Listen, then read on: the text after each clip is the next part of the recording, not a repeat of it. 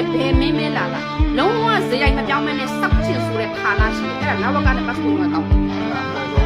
ကောက်ရှိရှိပြုံတဲ့ပဲပြုံတယ်နော်ကိုနိုင်ငံမှာစီဝိုင်းစီပြီးရုပ်ပိုင်စားတာ